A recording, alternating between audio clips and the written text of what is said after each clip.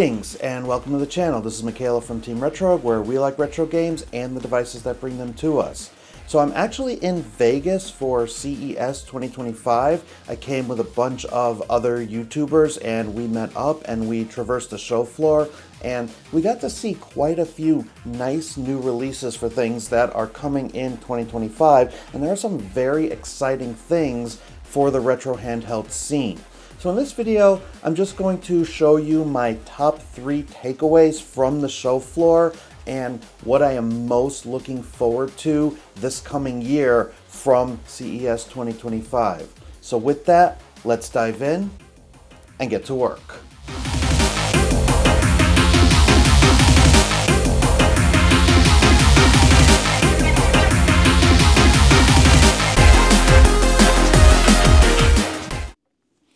So I actually stayed here at an Airbnb in Vegas with other YouTubers such as Stubbs and Zoo from Retro Handhelds, Rob the Retro Tech Dad, and Russ from Retro Gamecore. So you might notice a couple of different things in this video, like graphics and such, and that's just because I'm away from home, so I'm using different audio equipment and I'm using a different computer and a different program to create this video, but I didn't want to wait until I got home to get this information out to you. I wanted to do something while I was still here. If you are looking forward to any of the devices that I'm going to talk about here in this video, then please be sure to subscribe to the channel and click the notification bell so that you know when my videos become live.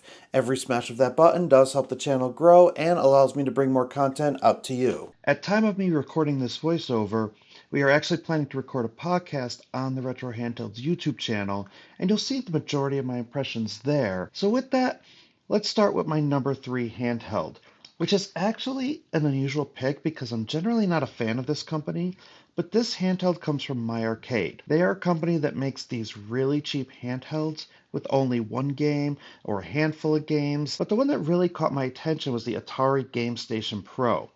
This handheld is just unique because it is designed specifically for Atari games. So there are paddle controls and a number pad, as well as a rolling ball controller. The reason I'm excited for this is the potential for emulation beyond what Atari has on offer, meaning that we could potentially emulate arcade golf games or bowling games. I also like the size of this handheld. I tend to prefer bigger handhelds, and there is a nice 16:9 screen on this one.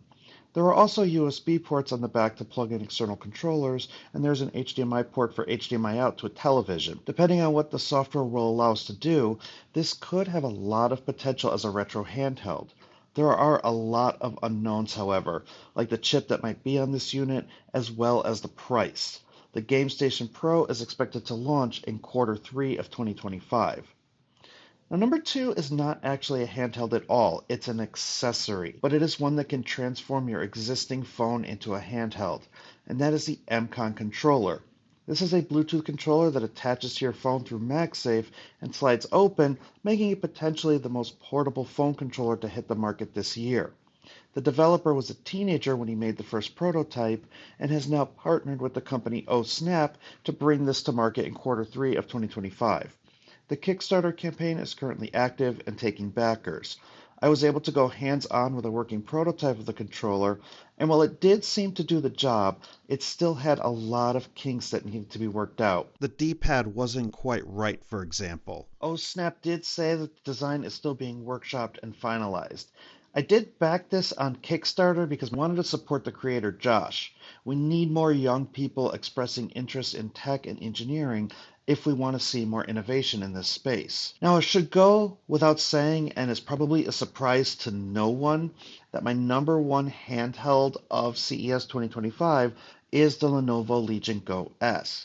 And there are a number of things about this handheld that I really like, and I'm very much looking forward to. For starters, this handheld has a manual toggle for L2 and R2 triggers, which is something that I have been asking for a long time. Those of you who have been following the channel know that I'm a longtime subscriber of Final Fantasy XIV, and I play that game entirely with a controller. Whenever I have the option, I do adjust the triggers so that I can press and actuate those triggers quickly.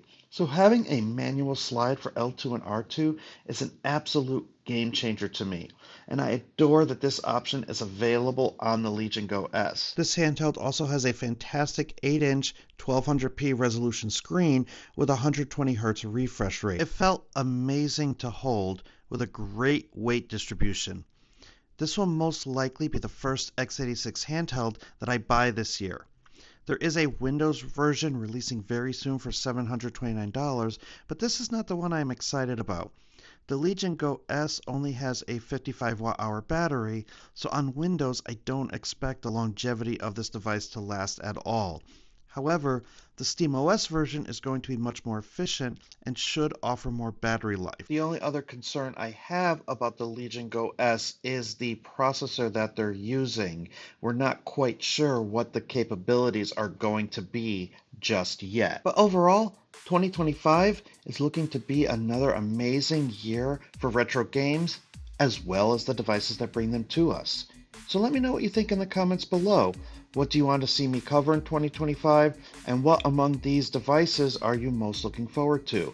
And please feel free to continue the conversation on the Retro Handhelds and Steam Machine Discords, where you could find me hanging out in between videos. But that will do it for this video. Thank you so much for watching, and please be sure to like and subscribe if this video was helpful to you in any way. Until next time, bye for now, and don't stop believing.